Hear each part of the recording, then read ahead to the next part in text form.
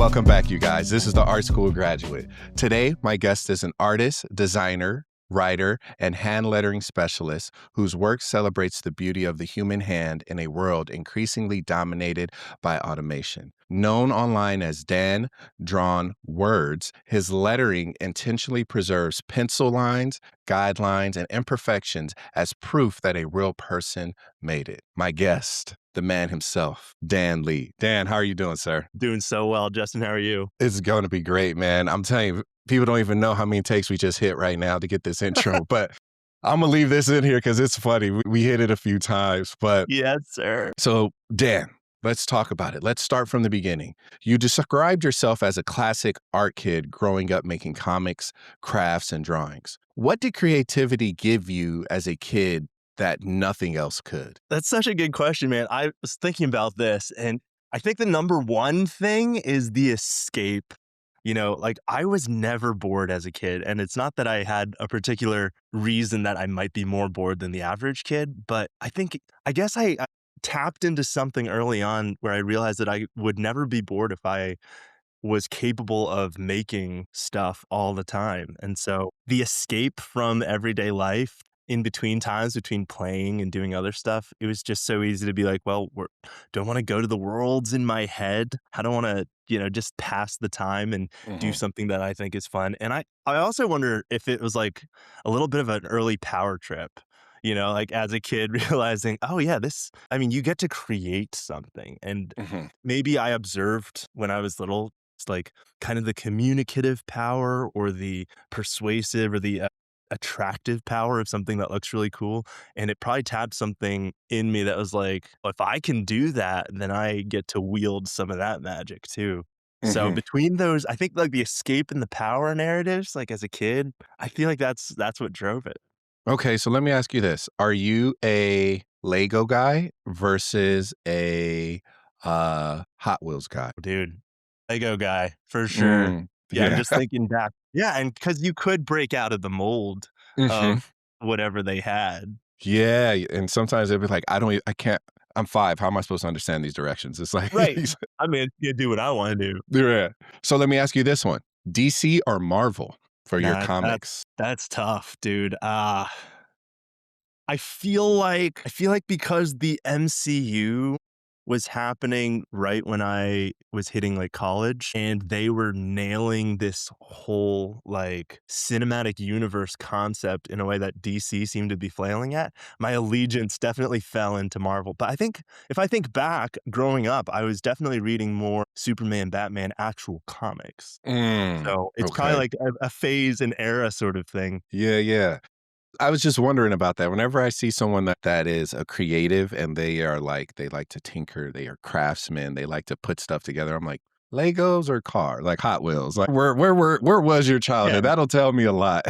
Constructing or collecting, kind of. Right. There it is. Yes. So there's a little story I want to tap into real quick. There's a story about how your teacher called you a little printer because of your penmanship. Looking back now, do you think lettering was always quietly just showing up in your life? Or do you think you kind of, like most designers do, we suppress it until we can't get the noise out of our head? I like how you framed that. Yeah. I think the former, like it just was constantly there because, the story in question when I was in first grade, yeah, my teacher told my parents that I was a little printer. They told me about it. I thought it was hilarious that there was any other way to do it because whenever it came to the penmanship part, school, I just felt like we were drawing. Like it was an excuse to draw. And so I wanted to draw the letters as nicely as possible because that brought me so much joy in that moment. And so for that reason, I think it was having that perspective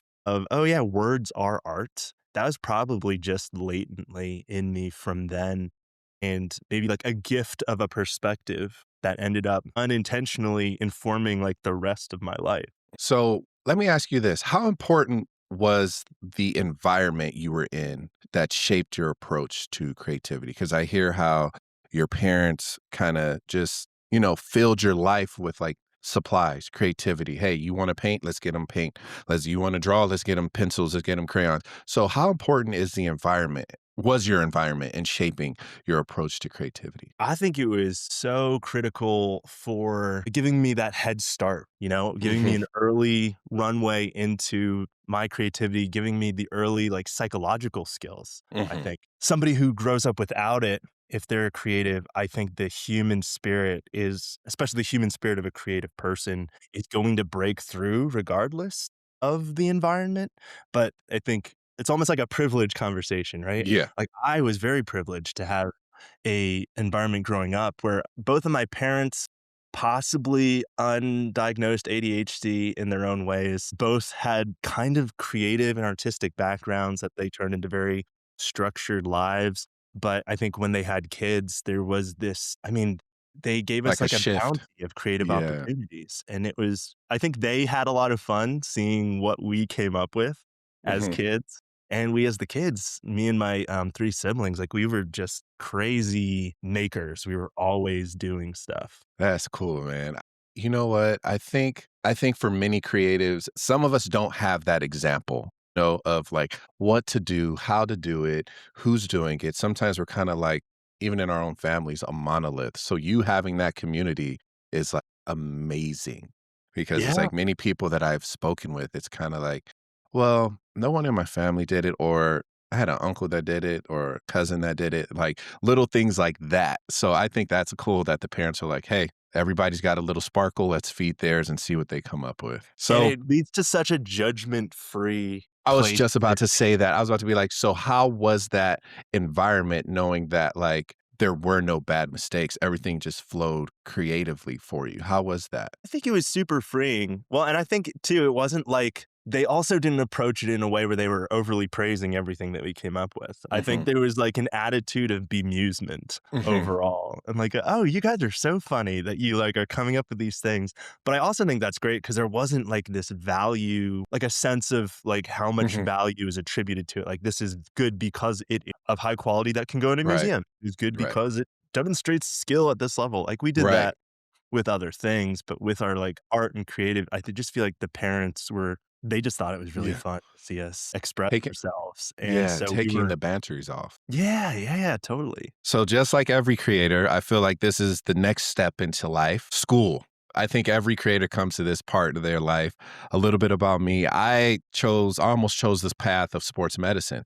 Like I played football my whole life and now here I am an art teacher. So let me ask you about your past. It seems like you have a very fascinating one where you chose a degree in chemical engineering. That's right, as one does. As one as one does. So, when you were in these programs, how did that shift from when you were younger doing crafts, lettering, you had this penmanship tag on you, to you transitioning into, "You know what? Let me just throw a whole grenade into everything and let me become a chemical engineer." Yeah, I think an important part of that story, like, looking at the cultural context, graduating in 2009, we were, I think, like, in the throes of our recession at the time, and so to be a young person who is, like, aware that the economy is not great, there's an anxiety already about what you're gonna do for the rest of your life. Now it's compounded with a sense of, like, you better do something right or you're screwed for a long time. And so well-meaning people, like well-meaning adults in your life are all giving you the conventional wisdom. The phrase that I will never forget, you need to find a profession to support your passion. Like it's so good. And also it's like it's not an either or, right? The binary that is implied by that. But it rang very, very clearly to me that like, yeah, starving artist is your one route and something practical and technical is the other route. And then there's a bit of a shout out to my parents too. Like their whole philosophy for us educationally was like they just wanted us to use the years of intentional education to become as well-rounded as possible. So in high school, we did a charter school brick and mortar cyber combo hybrid thing that was very unique to Okay. like Pennsylvania at the time. Our teachers there had a particular, I guess, gifting in the liberal arts. So, like my English teacher, who to this day is one of my, I think I would call her friend and an influence in my life. She was also like our drama teacher and then the humanities teachers. I mean, they had a good math and science program, which is how I got the scores I needed to be like, yeah, I can do chemical engineering. But the real emphasis, I think, in that program when I was in it was just like the best English teacher in the world. And the expansiveness and the expressiveness of those disciplines, I think it translated to all of me and my siblings. We just thrived and enjoyed that because, again, I think having the creative upbringing and then getting this chance to express those.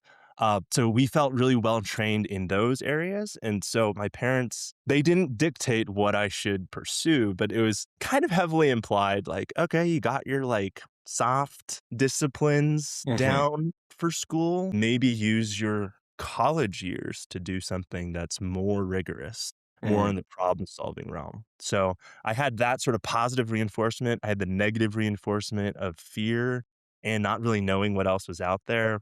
And then some extra fun tidbits where it was just like, I asked myself really like which science I hated the least in high school and tagged the word engineering to the end of it to Mm. figure out what I would do. And I'm like, okay, chemistry and engineering, cool. I guess that's what Mm. I'm gonna do.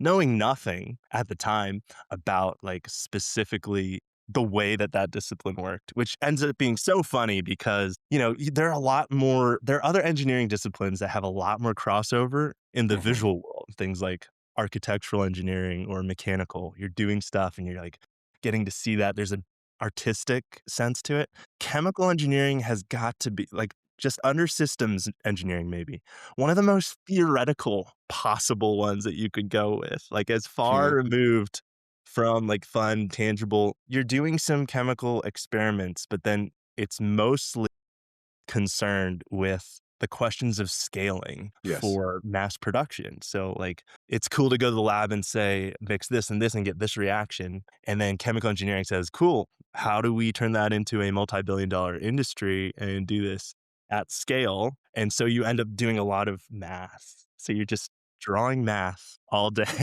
So yeah, that's what I ended up doing at Drexel for 5 years. Did any part of you during that time just be like, "What am I doing?"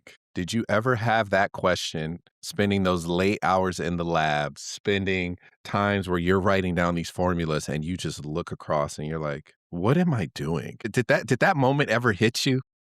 I think I had one of those moments like every day, literally, that I was doing this program. And then I think at the time too, there was this war in myself of like, I shouldn't feel this way. And I don't think that looking back, if I had removed that, I think it would save me a lot of stress and a lot of mental health. But yeah, I think what I ended up doing was convincing myself. I like to think of it as like there were two helpful delusions that helped me Mhm. get through it. The first was thinking, well, you know what? I don't like this. I don't feel called to it, but I haven't even done this halfway yet. Like this program, it's just started, you know? Let me get to the halfway point. Give it that time, invest in there. And then when I got to the halfway point, the narrative almost immediately switched to like, I don't like this still, but I'm halfway done. So I might as well just finish it out. If I Yeah. can do the first half, I can do the second half. And so Right. I just kept going. I didn't even explore the option of switching majors, which is like looking back, I'm like, I don't know why that never occurred to me as something that I could like talk to someone about and try to do. I mean, I think I know why.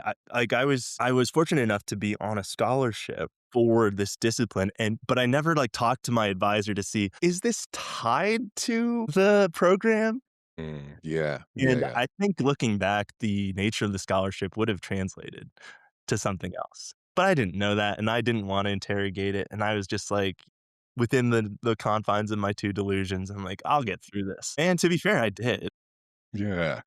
So, looking back at like the different versions of yourself, the engineering student, the uncertain artist, the letter designer that was just kind of pushed away while you did this, what part of your journey shaped you the most? Think it was that uncertain artist because even though maybe I wasn't activating some grand epiphanies at the time, I was learning how to deal with the uncertainty. And I feel like that is a crucial part of life, and especially the creative life. I think that that has served me well in the years following to just be like, how do you manage uncertainty? Not necessarily to get comfortable with it, because I feel like once you are comfortable, that you're certain in some way. But what do you do with the uncertainty of the future and what is set before you to do and how you're making plans or believing things about yourself? I think being in that like big questioning mode for that amount of time ultimately, I think served me and the later convictions that I have been able to come to and the way that I Mm. approach uncertainty in life now. So, when you speak of uncertainty, do you think that uncertainty could possibly, because I like the word you use, the helpful delusion. Do you think Yeah, that uncertainty helped you come to a very clear idea, if that makes sense? Like, did it help you come to that clear final destination of like, hey, engineering is not going to be this final goal. It's going to be something else. Do you think that kind of helped a yeah. little bit? I I almost think it did the opposite, Oh, but in a healthy way. I think what it okay. did, it helped me to focus on the present more than the distant future and any kind of like anchoring on, well, at Mhm. least this will go away, or at least this will be different, right? Right. I think it gave me more of the focus of like, I am unable to process if I will be an engineer or an artist, if I am giving this up or not. And it's an overwhelming question. How do I deal with this? I think what I need to do is just focus right now. How do I make the art that I feel called to? Do the program that I also feel called to, and trust maybe that the answer comes through the process of just showing up to do like what feel like competing pulls on my life right now. Mhm. How do I move away from the terrifying question of, well, will this serve my like final purpose? And Mhm. turn it instead to like, I think I will find my purpose by Right. showing up for this right now Right. and seeing what happens. So it sounds like you were dealing with a ton of conflict. I feel like that was a battle. It seems like it was a battle every day for you. And how did that affect you? Like, where did that put you mentally, physically, where it's like, I'm doing what can pay the bills, but my heart is literally tugging me in the opposite direction. So it's just like, what was going through your mind when you have that almost visceral reaction to like, I can't do this anymore? What was Yeah. that moment for you? Gosh, let's see. So, like, I think my mental health in college while I was finishing out the program, it was sort of a roller coaster. And there was a darker period that got pretty intense.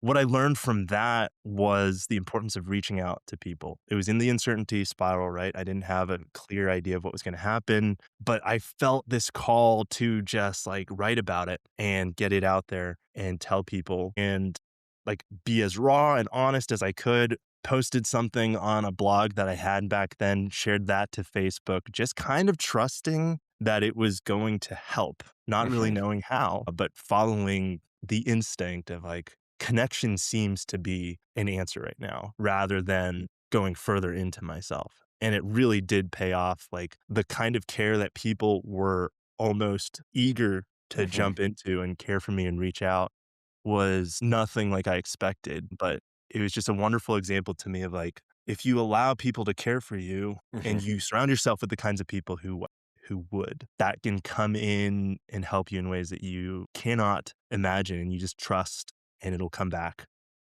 And then after college, I had sort of the pivotal career moment of applying for my first job in chemical engineering, getting semi far down the initial process. So not even the like the full process, like a Mhm. recruiter who's like, I can get you maybe an interview in this first round. Hey. So I submitted my resume. It was the clearest lead that I had had a few months after graduation. There was a 24-hour period where he was like, "I'll get back to you." The moment I sent him my stuff and he said that back, kicked off like Man. one of the most intense psychological and physical 24-hour periods of my Yeah. life. Think like I had what, if I look back on it, was probably my first panic attack, Mhm. not knowing what was going on. Like, why is my body physically responding to this fear or this sensation. Like it was an overwhelming directive almost to be like, this is the end of the road. And to go further, it's just not the way to go. And it wasn't that I was afraid I was going to die or something or that my life was doomed, but Mhm. it was like maybe the next best intangible thing where you're just like, I don't know how else to describe it. I just feel like this Right. is a clear no, and I need to respond that way, even though it feels safe and it feels like I'm doing the right things. There's clearly something about me that's so much more deeply like, don't do this. Mhm. Choose path B that you also don't know and also isn't safe, but is the way that you need to try right now. And so all I Mm. needed to do then was to honor that. And so I called this guy back and I mean, he probably had like 50 other young, Right. graduates lined up for this job, I think for like Sam Adams Brewery in Mhm. Allentown, Pennsylvania. And so he's like, yeah, you're all good. No harm, no foul. But to me, it felt like a monumental decision, like a life changing, Right. okay, Right. I guess I'm doing graphic design now. Yeah, it was crazy. So, what did that experience just teach you about listening to yourself and trusting your gut feeling? Because I feel like through that posting of what you're struggling with, not well, posting your story on Facebook and letting people into that kind of very private, sensitive moment that you were going through. But I feel like you always knew and you're kind of looking for that gratification almost a little bit. But I feel like you knew in your gut. So, what did that experience teach you about listening to yourself? Think it was the first time, or at least the most memorable time, where I realized that that was a voice worth listening to, if that makes sense. Like, without further justification. I think up till that point in life, it was always like, okay, if what I want or what I feel called to is aligned with what someone has told me, who is an authority figure in my life, who is like a well known or well respected person, then I can trust. And for me to hit a point where it's like, I guess there's a part of me that has something worth trusting and something worth believing and something that I grab onto that defines me. Mhm. I should listen to that more. I think that has to be the time where it was just the clearest to me, like, this is a category and it's okay to treat yourself this way, to be like, yeah, I will choose for myself against the odds. And I think what it gave me too was like, it was probably the uncertainty in action for the first time of saying, like, I was so used to taking the uncertainty and being like, "Okay, I don't know what's gonna happen, but this is the right thing to do because it lines up with what Right. I heard." This was the first time it's like, I'm uncertain, and this lines up I'm gonna make this action that lines up with what I feel and believe, and still, like, without even though it's untethered to all the conventional wisdom, Right. something can still come out of this. Right.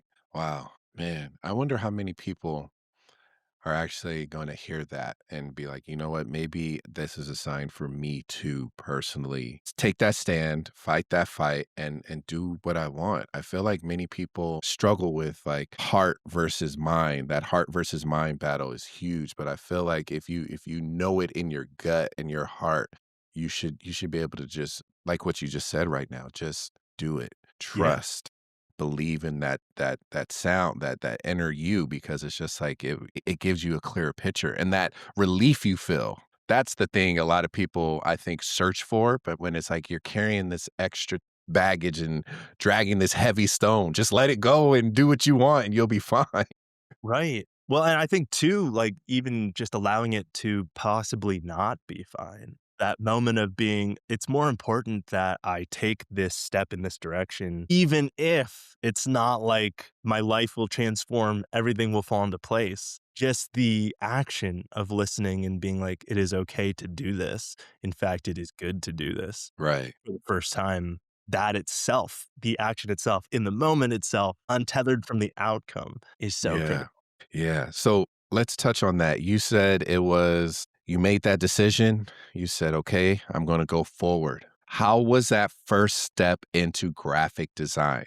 I mean, you had no formal training. You spent all your glory years of education learning chemical engineering. So, how was that transition of, all right, I'm out of my head. Now I'm about to jump into this. How was that transition for you during that time of going from chemical design tag teaming into. It's pretty funny thinking back because it was so chaotic. The one thing I realized that was helpful and kind of a hilarious through line was I was still known by people as a graphic designer and an artist because even when I was in college doing all the studies, it was such an obsession for me that I couldn't stop. Like I was infusing everything I could with this. So in some ways, I was just constantly practicing, even though I wouldn't at the time have given myself the title or felt like I could claim like, oh, I am an artist, I am a designer. I was doing like logos for the organizations I was a part of.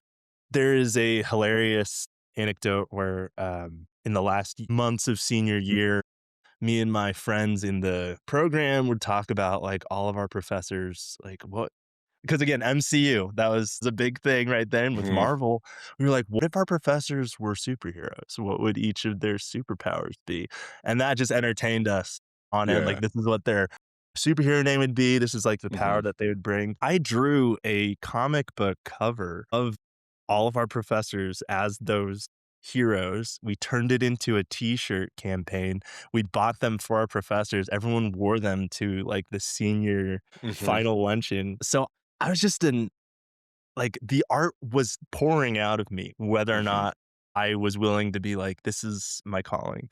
Mm. So, in one sense, when I finally made that call to be like, okay, I'm done with engineering, it's all this now, from a practical standpoint of things I was already doing, there wasn't too much of a change. I was still drawing in my sketchbooks. I was posting little art things online. I had some projects here and there. But I think it was me going, okay, I have to take this seriously now and I have to turn this into a career. So, my initial instinct, well, first I went to my parents and I said, I'm so sorry. I am going to ask you for the most like hipster millennial thing, which is to take a gap year and live at home, possibly for free if you'll let me, because I want to give this a shot and like brute force my way into graphic design. And in fact, my first proposal was I will apply to graphic design school and go back. And they both were like, no, don't hold on, dude. Like, that's great, but you don't have to do that, you know? Mhm.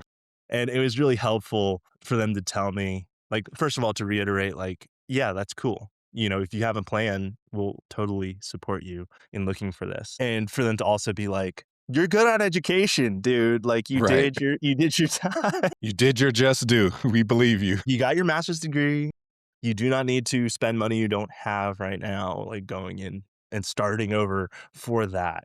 They were like, find other ways and just like research the industry, see what it looks like. And so that led to me applying for internships instead and also posting online for the first time, like setting up things like my Instagram account and just being like, I think I had this sense of like, we live in a social media world, in an internet world. The technology still feels like it is. I mean, back then it felt like it was helpful. You know what I mean? Which is such a sad thing to say in 2026. I digress. Back then, it was like, wow, this is a great tool for possibly carving something out and finding my own path. I need to just do whatever I can that I can think of opportunities if I play the field. And actually, that's kind of in some ways, as I reflect on it, like there's a bit of a chemical engineering influence in that because one theory that really stuck with me from studying chemical engineering is like collision theory, where the chemical reactions that occur for the universe are there's an increased probability of them when you shrink the volume or you add particles. So it's almost like things bouncing around. If there are enough of them bouncing around, then there's enough chance that they'll hit each other. And when they hit each other, the kinetic energy transfer, et cetera, et cetera. Basically, the more you do stuff, the higher chance stuff will happen. So it's that for me, it was like, let me just go and do things. I think I just need to do things and trust that by relentlessly doing things, I'm increasing the number of particles in the space. I'm shrinking the volume down and making sure that my odds of something good happening are going to get better. So let's touch on the Instagram part. The name. Where did that come from? How did that start? Everybody has a fun, and some people use their name. Yours is very creative. So let's talk about it. Where did that come from? Man. Yeah, so DanDrawnWords, it started as a hashtag on my personal Instagram, between pictures of food and selfies and stuff, like a good millennial. There is a series of murals in Philadelphia. I think it's called like Love Letters. The artist Steve Espo Powers, I think a New York City based guy, he did a series of like lettering based murals that were just visible when you're on the subway going into, I think the east part of town. And I had a co-op as part of my program in Drexel that had me taking that every day for a while. So I was exposed to this and I was so inspired by it. So when I graduated, when I'm on this little journey now of like, okay, spray and pray. What do I do? Just do as much as I can. I remembered those murals. I remembered being like the little printer. I was like, I even used to print out different fonts from Microsoft Word as like a third grader and then copy them to like make my own logos and stuff. So nerdy. Right. If I had known that was like, oh, that's graphic design. But I was like, I've always loved the opportunities with words and turning them into fun, like word art. So I was like, let me do a project where I get the little sketchbook and every spread, I'm going to make some kind of like word poster. And then because I'm doing it by hand, but my name is Dan, it's like hand drawn, Dan drawn. And then from there, the Dan drawn words. I guess something about the meter felt nice. So I would Got hashtag it. them all. DanDrawnWords. And then, yeah, I had a friend who I still don't, to this day, I don't know why she suggested this, but I'm glad she did. She was like, it's kind of cool that you post all these like lettering things, but it's kind of like getting in the way of us seeing what's going on in your like normal life. So maybe you should do a different account that's just for the artwork. Right. And I was like, okay, yeah, I can see that. Like, why not? So I kicked off DanDrawnWords in, gosh, it's got to be like early 2015. And so 11 years later, still kicking. When did you know, like, when did you realize or did you know that the account would become something much bigger? I didn't. I think it was just like, I loved just dropping things in there for fun, turning it into the little passion project of like, oh, there's an endless, brief here of ways that you can draw words and anything I wanted to draw. And I can keep this going forever. This is amazing. So making it my sandbox, honestly, I mean, that was the mentality that kept me going with it. Maybe to your point though, about like it gaining traction, uh, like in 2016, 2017, there were still the concept of aggregate accounts that would pick up some design and platform it, broadcast it, because they would have like hundreds of thousands of Yeah. followers. And then you could reliably see an influx of people who are interested in following you. Because again, back then, the feed was like people you followed. Followed. You Yep. didn't have they maybe had very limited ads, and so there was an incentive for people to be like, "Oh, yeah, I will follow this," instead of now when it's kinda like, "Oh, if I like this, they'll show up again, so I don't need Mhm. to vote with my follow or anything." But at the time, for something to be picked up by one of these aggregate accounts, like Good Type or The Daily Type, or they all had, like, type in their names. Yeah. That was a huge you would see an influx of other designers, other people who are interested in the community come in and follow you, and then they would like your stuff and comment, and you'd start, like, feeling part of something, and I think when I got picked up by, like, the first 2 or 3 of those, it started to make me think, "Oh, okay, this has legs in the world, in the greater community of artists and designers. There's something about my style that is resonating with people." And that was really So what was it like discovering that world? Because it's like back then it was easy to find like, well, if you're into photography, I can follow this guy and they follow all these photographers. Okay, I like tattooing. I'm gonna find me a tattooer. Oh, they follow. So what was it discovering this wide world of like typographers and lettering and font design and all this stuff? What was that for you? I'm gonna answer your question in a second, but you reminding me that that's the way it used to be just made It my used to heart be that. hurt so much. I'm a millennial too. When I Yeah, first got it, I was like, "Who do I follow?" I was like, "Okay, I'm that was following friends. I'm following this." I'm like, we and didn't then know how one of good my we had it. no, and one of my buddies was like, "Yo, go follow this photographer. Yo, go follow this graffiti guy. Yo, go follow this." And this is when you could actually like comment and they would comment back. It Yeah. wasn't a robot. You'd be like, "Hey, man, love that." They'll be like, "Appreciate you. Thanks for liking it." And you'd be like, "I exist." Like that was before you, dude. I know. Uh, We're washed. We're what washed. a high. We need Technology. to bring that back somehow. Yeah, but Uh, that's how I looked at it because it's just like once you found one, you're like, "Who are they following? yeah, right. My gosh, I didn't know who's that? Oh my god, look at that." It was before they suggested, it was before everything else. It was literally like what we were talking about earlier. It was like a tool for creatives at one point because you could Right. find that community so quick. You find one person, boom, here's 10 people off the rip, and that 10 people took you to 25. That took you almost, and then you started building a following, and it was just before the bots and AI got in, it was Yep. genuine connection because people would message you like, "Hey, love your work. Hey, I saw your art here. Hey, I didn't know you made that." Like, Right. And I think critically too, like nowadays, the extent to which that is true, it's almost like it only gives you who the platform thinks has already made it. Like, okay, these are like the people, and you go and like they got 200,000 followers already. That's cool. What had back then was more like ways to connect with the people who were mhm, building, who were like right. at your level. And yeah, who were like passionate about the same things and willing to engage each other and weren't all like being burnt out, being forced to make reels of Right. everything about their craft. So anyway, roundabout Yeah, I'm sorry. Yeah, we got off topic. I love how we both just sat here and looked at each other too, like, "Okay, back to it. Okay, we're flashbacks. But I think like along those lines though, like the way that it made me feel in discovering that world, like it was potent. Like it was a powerful emotional thing for me. First of all, it was really encouraging.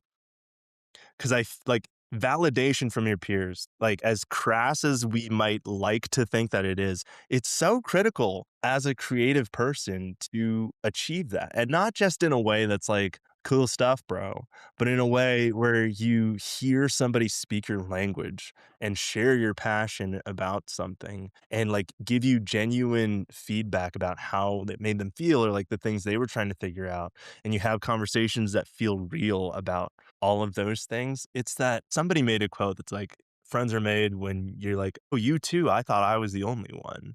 right." And for me, being like siloed as like I'm the art kid who's figuring things out, like I didn't have the longest time like a community. I mean, I think it's proven by not having someone who is like graphic design is a viable career option for you if you want to pursue it, right? I was it was there's something fun about being the art kid or the designer kid in when all your peers are not, and so you're like, "Yeah, that's kind of my thing." But then to discover like, "Oh, shoot, it is really cool to be the designer kid in a room of designer kids," you know? Or to the first time I went to Creative South, the conference in 2016, I remember I was journaling about it on the plane back, and I was just moved to tears in the plane, like, reflecting on what it felt like to be introduced now to this world of people who all had this kind of same passion, same struggles, an immense amount of skill that it was just so fun to celebrate with them, to struggle with them, and then to really just speak the same language. And so I kind of have been chasing that high ever since and finding myself like on this side of my career, like about 10 years or so in, the joy of being a catalyst of that for other people too. Being like, "Oh, I can give back. I can contribute to this feeling for people." It's wonderful. That's dope, man. Now the $1,000,000 question is, why lettering? Out of all the art forms, did the little printer stay stuck there, or was it like, "Hey, you know what? Let me challenge myself a little bit more. Let me lean into kerning and all these other difficult terms."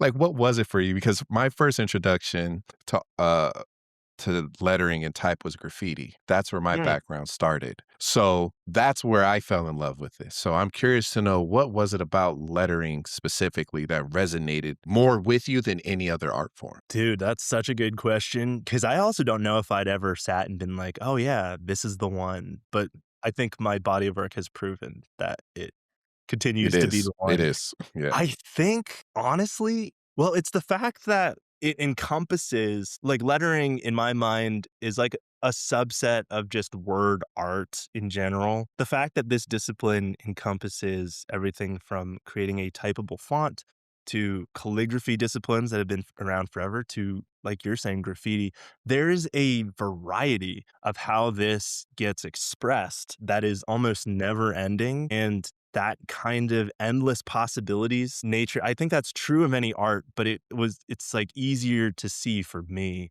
Mhm, with word art because we're taking like some of the most recognizable and most critical aspects of life, visual mhm, elements of day-to-day life, and saying, how do I turn this into an art form? What are the ways that I can transform this?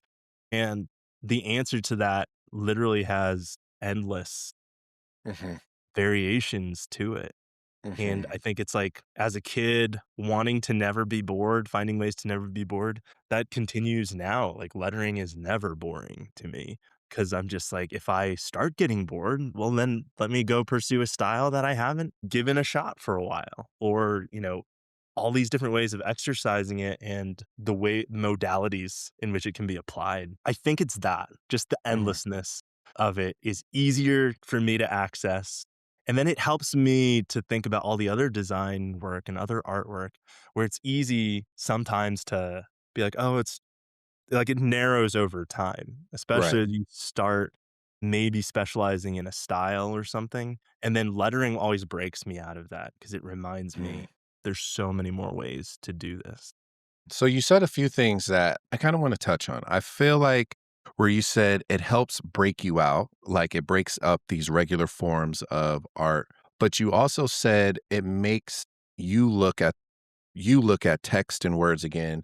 And it's something else you've mentioned about how lettering as a way as making people look towards words again. It's almost like that storytelling aspect of it. So how does lettering transform something ordinary like a word into something meaningful? I think it reminds people of the depth of everyday things, if that makes sense. One of my favorite quotes that I think I've mentioned before, paraphrasing G.K. Chesterton, when he was talking about fairy tales, he's like, in fairy tales, we make rivers run with wine so that we can remind ourselves for a moment that they run with water. And that whole notion of like, life is full of wonder, things that should make us stop and just be amazed at all of the beauty and all of the stuff that we've given definitions to and explanations for. And it's really helpful to have done that, but the temptation that we run into is to forget how wonderful or magical or powerful these everyday things are. And words definitely fall into that. Any kind of motto or mantra, song lyrics, anything becomes familiar, it starts losing the magic that maybe it once compelled us with, or the people who wrote it. The Declaration of Independence, something about that was so monumental. And if you are forced to just like study it or memorize it, it's easy to forget why these things mattered. And so with lettering, I think it gives an opportunity to rearrange words, to pull out like thematic elements and turn them into visual elements, and invite people when they're reading it and looking at it to consider the layers of what is being said and the words that they're maybe super familiar with. You're putting a new lens on. You're seeing like, oh wow, this looks like a river of wine. And then you're like, wait, no, this is the old song that I used to love. Mhm, Like I never really thought of it that way.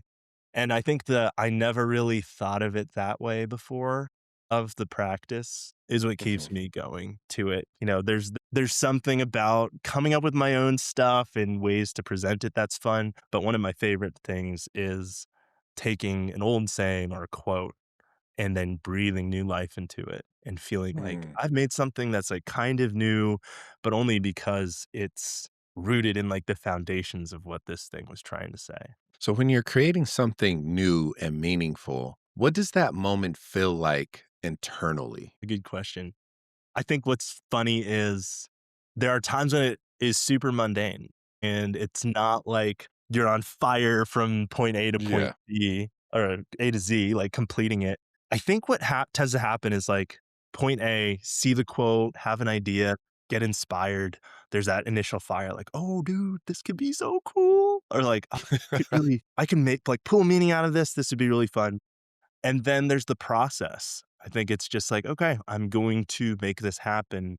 And then the flow state, if you're lucky, of just getting into it and like the minutia of all the decisions that you make to get it to the final point. But there's almost like a necessary distance from that initial inspiration.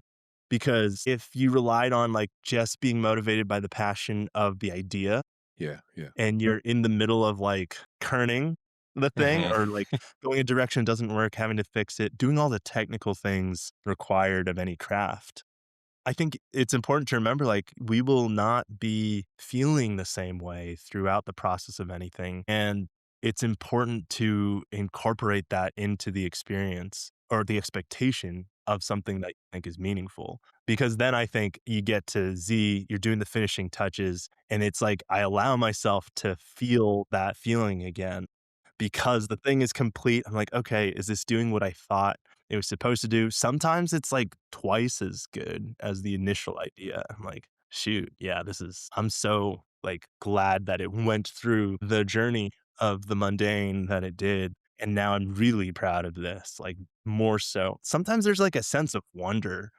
Yeah. too. "I did that? Oh, that's cool." I could like, I know I did that, but I did Right, right. No, I think every artist goes through it, especially when you see it out of your studio, and man. it's out, like, either in public, on show, or in someone's collection. You're just looking at it like, Yeah, that's what it was gonna yeah.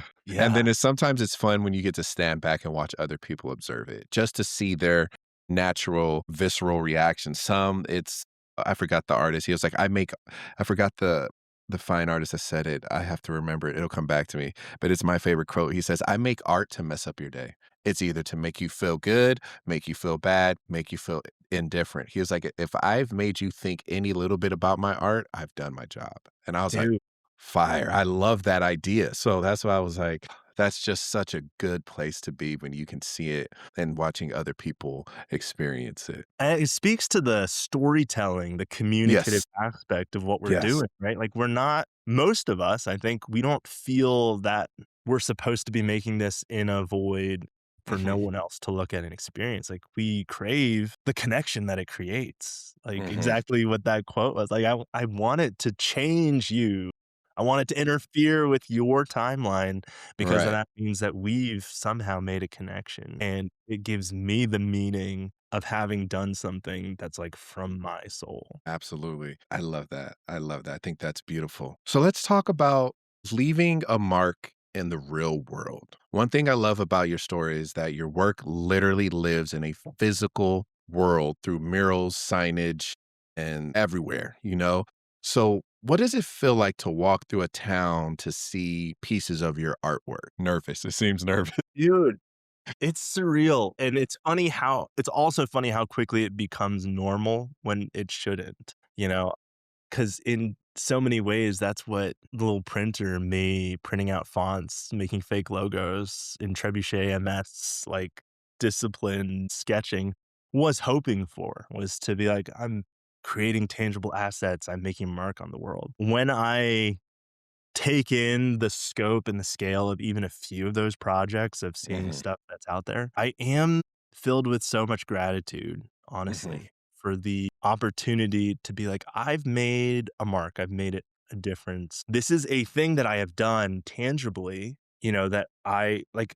There's no mistaking whether or not I did something. You know what I mean? Mhm. Like, even if it Right. were to go away, there's like a physical record of having Been there. affected the Yeah. world, affected your community. And so I think it's like building up that roster mentally of those kinds of projects. It's kind of helpful when like the negative health head talk comes in because you can hold it up against tangible realities and actual projects that you've done. And sometimes walk downtown and see it and be like, look, see, you did this. So, do you think sometimes creatives underestimate the value of making work for real communities instead of chasing that internet attention? Like we were talking about, it's just like there was a time where you could post something and get genuine feedback. And now people are posting it to be like, I didn't get enough likes or numbers. Okay, I have to archive it until I can get it back and repost it. So, do you think creatives underestimate that? Think so. And maybe, yeah, I think it's like an underestimation of the benefits that it brings to you too. Like all the things that I just mentioned, like to do things out of service for people. It also like forward, like you're going through a similar process. You're learning things about the craft, you're building connections, and you're seeing how it can be meaningfully applied in real life scenarios. So I think it's so easy to lose sight of that if it becomes a numbers game or wanting to be an influencer. But if you're passionate about the craft, especially of design, which is by nature about business needs, community needs, human needs, then you're gonna want to practice that as many times as you can. And the opportunities in your community, in your physical community, are probably so much greater than a lot of. So, what do you think the real cost of choosing a creative life is? I think it is the cost of choosing uncertainty over certainty. I think it goes back to the uncertainty conversation that we were having, because creativity by definition requires originality and innovation and imagination. And that requires the courage of breaking out of things that are already established. And all of that requires trusting that even though you're not sure of an outcome, that you need to take those steps into uncertainty, explore and trust your skills and your gut, and make something happen, and just like let the passion guide you. But all of that, that's a cost, because you can't say like, I know this is how it's going to pan out. You're saying, That's the scary part. yeah, I'm surrendering the absolute, yeah, 1 + 1 = 2 of this, and saying, Right. what if I tried door 3 when I thought there were only 2 doors? Right. Yeah. I feel like a lot of us as creatives, we in our earlier years, we rush to find or build door 3 instead of allowing ourselves to just work through Right. the processes and the gut feelings, cloudy days, the rainy days, the days where you're laying there questioning everything. And it's kind of like allow yourself to just the one thing, the practice being present. I feel like a lot of us Oh, yeah. find that older. I don't want to say older, as my kids call me Unc, but I feel like, yeah, I'm Unc status. So it's like, I feel like we find out about that sense of just being present and slowing down later on because it's like if we would have had this earlier, we probably would have done something different. I don't know. We might have been on a different path, but yeah, I agree with you on that. So here's an interesting thing I like to throw in the mix before we conclude is the lightning round. So you're going to give me your answer. You choose, and you can give an explanation, or we can just be like this or that, and you can be like that, this or that. I've only stumped one person so far, and I'm kind of proud of that. So one person was like, I don't know. So That says more about them than you.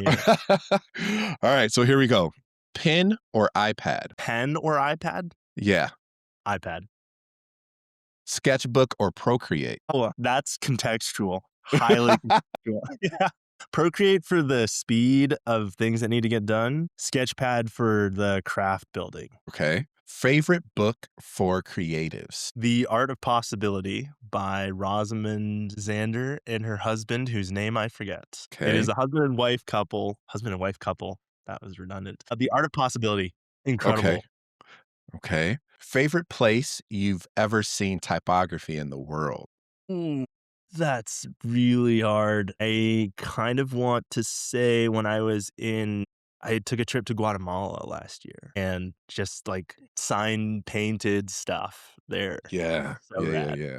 Okay. Yeah. When I saw that question, I was like, dude, my first place, and it's not even there anymore, being a graffiti kid, my favorite place I've ever seen. I don't think it's typography, but it was the LA River. I don't know if you've seen it, but it's the Sabre LA River piece. He hopped over a fence, painted this beautiful masterpiece with house paint. And it was huge. It was like the Guinness Book of World Records for the largest graffiti piece Man, look this painted. up.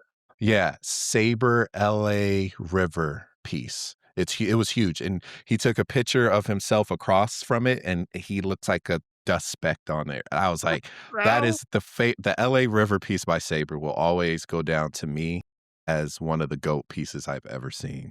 Oh, heck yeah. I mean, I also got to shout out the murals in Philly. The Investo Powers, that series. Yeah, All forever. right. So now we're going to talk about everybody's favorite topic, AI Dun, dun, and the dun, dun, future dun. of creativity. So we both have been in it. We've seen the growth of it. We've seen how it's coming and moving. But so we're in this place now where AI can generate images, illustrations, and even lettering styles. Do you think tools like AI threatens the craft, or do you think it can actually highlight human crafts, the human craft? I think both, honestly. I think there's an argument to be made for every technology that leads, like, that was created with the idea of easing the human experience has a bit of both effects, right? Because before there was a struggle involved, for better or worse, in solving problems. And what people learn from those struggles had and has a place in turning us into, like, useful communicators, more empathetic human beings. And I think that there are times when that is also an extraneous struggle that you should try to remove. But I don't think that the struggle of artistic craft is one of those struggles that you should try to remove from the human experience. And I fear that a lot of the AI, like, its impact on art is to remove that struggle and give people this shortcut to the wonder of seeing your vision realized. We can argue about the merits of how technically good those outcomes are, and I do think, like, over time, they're gonna continue to have higher and higher fidelity to things that we would call good art or good technical representations, but inherently, by stripping away the human process of it, it's not removing something that was bad for us, Mhm. and I think the opposite might actually be true. So let's talk about what's your feeling actually? What is your feeling on how fast it comes up with something? Like, what is your feeling on that? Because it's like you said something really interesting about convenience being the Yeah. enemy of meaningful creativity.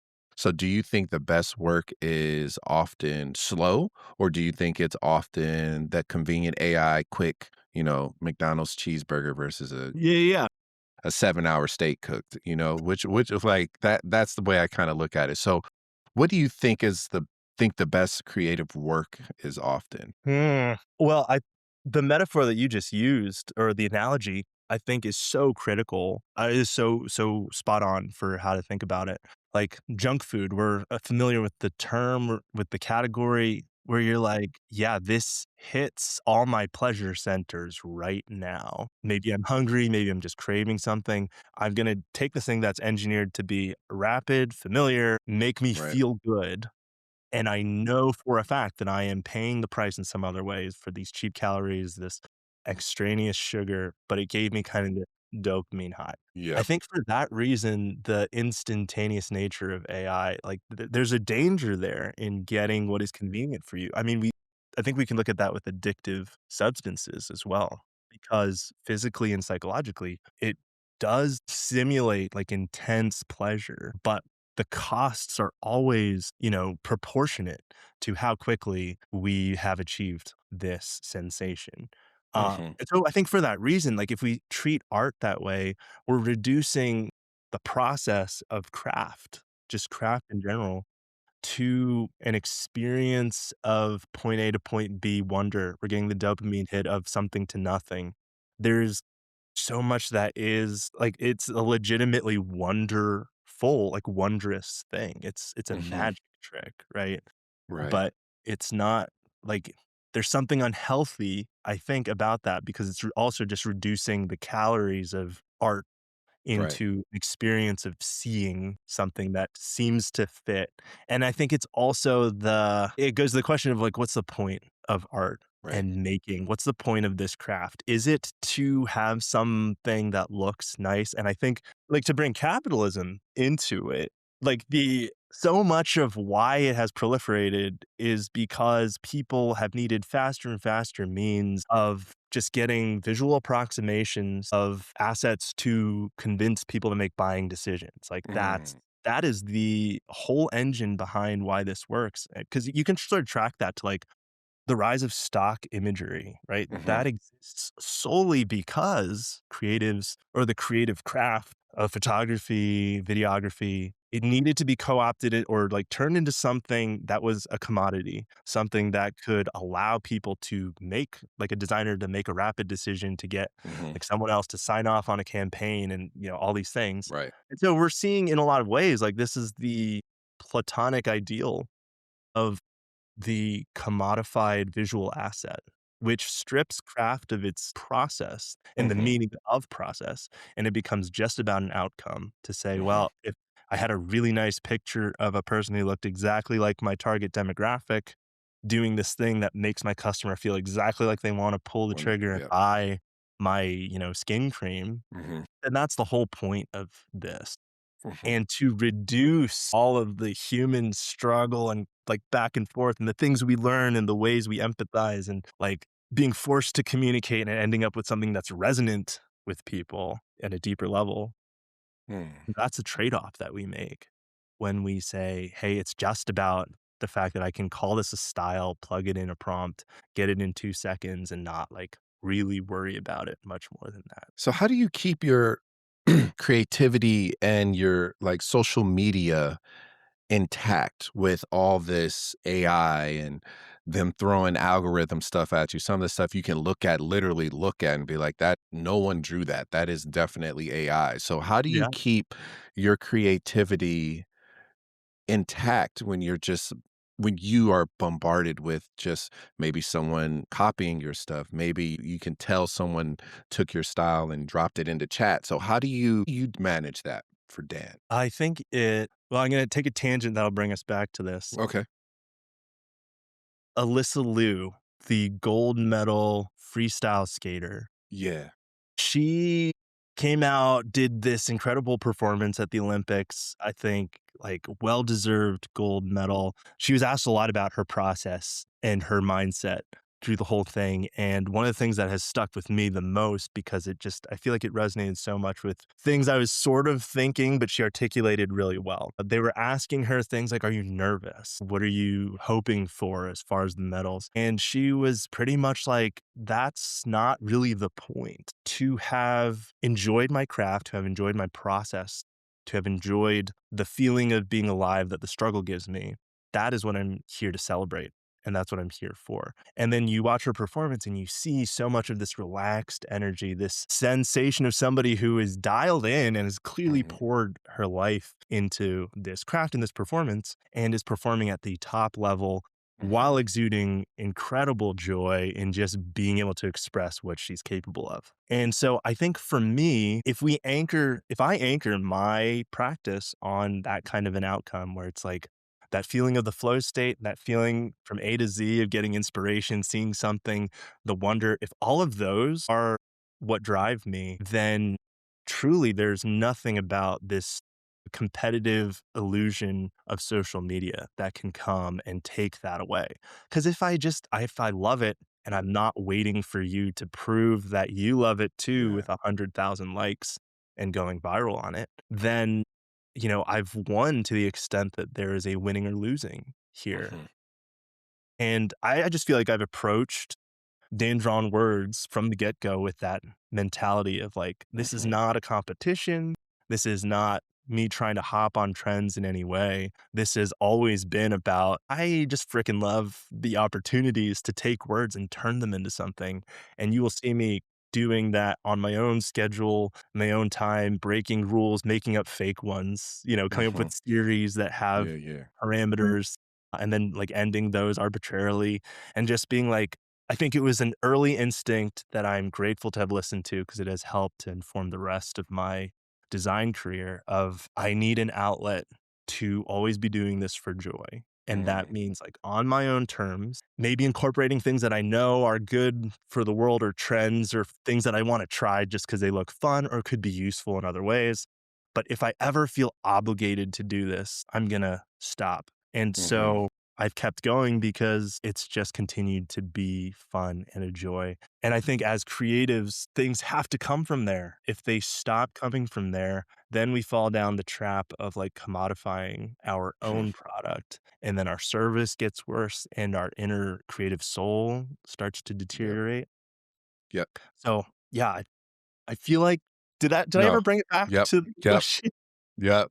You sure did. So these last two questions, Dan, I just want to give you a little bit of space to reflect on. If creativity disappeared from your life tomorrow, what part of yourself do you think you would miss the most? I do think on one level, it's an impossible question to answer because if it were gone, then my imagination would be gone and I couldn't miss anything. And I'd be like, this is all I'm here for.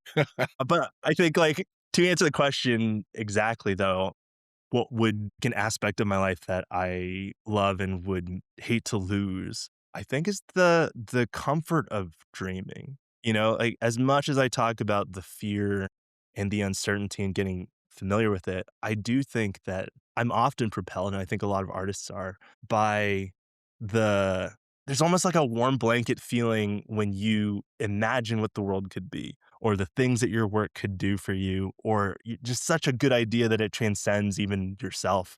You're just like, yo, that'd be so dope. And to lose that, I think would be devastating. Yeah, it's like there are useful delusions in life. And I think those are one of them. Anything creative, any entrepreneurial endeavor requires you believing that something's going to work long before you have any evidence that it does or can. And to learn anything or get better at anything, you also have to keep putting yourself out there and doing things before you know you're going to succeed in them.